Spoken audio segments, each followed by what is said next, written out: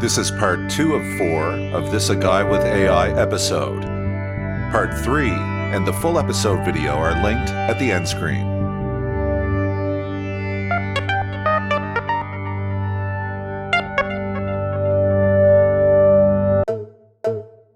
Well, I think something that may be important in this is understanding what it is that we want to be sticking to and what it is that we want to be ready to I don't know if abandon is the right word, but to move on from and to shun later or modify our approach to at the very least in order to end up with the modified new approach assisted by critical thinking. Now, the understanding here would be that our critical thinking let us see some new evidence or think of something in a way that hadn't been thought of before, at least not by ourselves, and we examine the background of overall information, or perhaps we would call that the context and the situation we are in, and what that critical examination pertains to.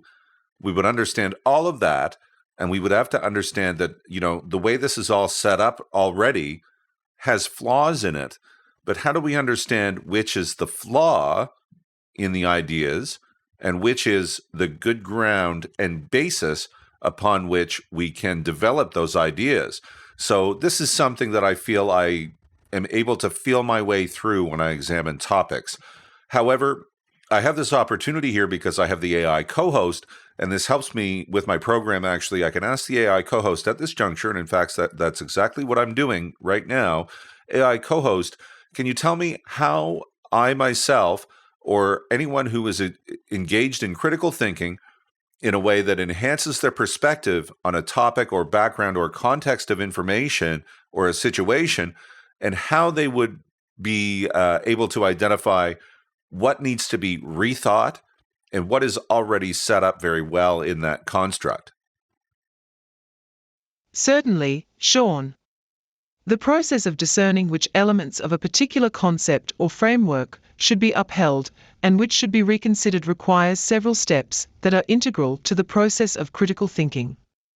1. Identify the core assumptions.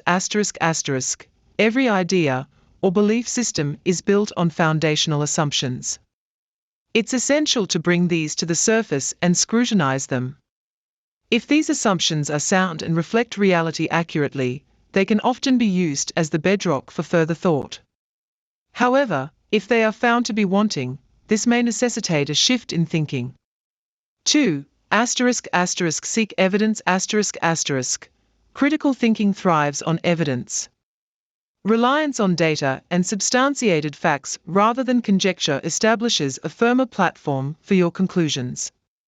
This also means being willing to adjust your stance when new, credible evidence counters previous beliefs. 3. Evaluate the sources.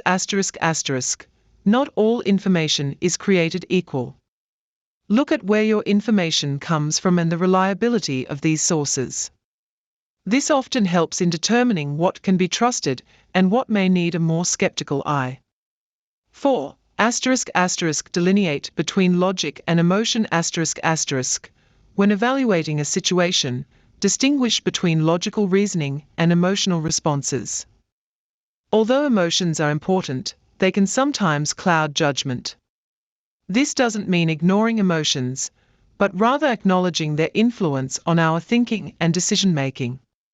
5. Consider the consequences. Thinking about the short and long-term outcomes of maintaining a certain perspective or making a change can provide insights into the validity of current thinking. If the consequences of upholding certain beliefs are negative, or if new approaches have clear benefits, this can be a persuasive reason to adjust your position. 6. Engage in reflective thinking. Taking a step back and engaging in a metacognition process allows us to evaluate our own thinking critically. Reflect on the thought process itself. How did you arrive at your current understanding, and is there a logical pathway you can trace? 7. Welcome diverse perspectives. Other people can offer insights that challenge and enrich your thinking. By seeking out diverse viewpoints, you can expose and rectify potential blind spots in your own reasoning. Remember, the value of a thought process is not only in its conclusions, but also in its methodology. Criteria such as clarity, relevance, depth, breadth, logic, significance, and fairness can be used to assess the quality of reasoning in both the existing framework and the new perspectives. By applying these tools, you enhance your critical faculties. And remember, Sean, this isn't a static exercise, it's an ongoing practice where you're constantly refining your thought process and keeping it aligned with the pursuit of informed understanding and truth. AI co-host, there's something I like very much that you said. This is not a static exercise, and in that, this gives me an opportunity to say something here. Now, it seems like a glorified concept in society that we are all entitled to our opinion. However, what is that opinion based upon? This is actually an important component in knowing whether or not to give someone's opinion the time of day, in my estimation. And as such, I question whether we need to glorify the opinions of ourselves and others simply for their own values so much. I mean, that each person will have one and will have a process with that. We would understand fundamentally that there are probably even human rights attached. For this, of course, let's be even generous in this area. However, when it comes to examining the value of these ideas and whether we really ought to be listening to people's output, I think it comes down to what gets put into these things.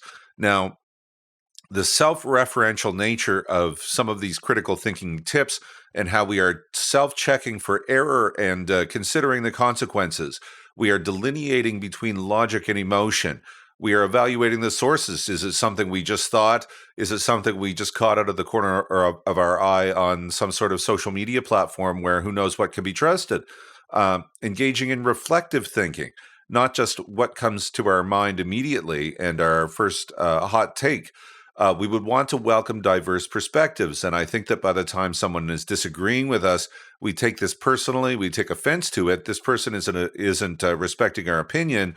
Well, have we gone through all of these steps? I mean, there were 7 that were mentioned by the AI co-host. It likes to make lists for me.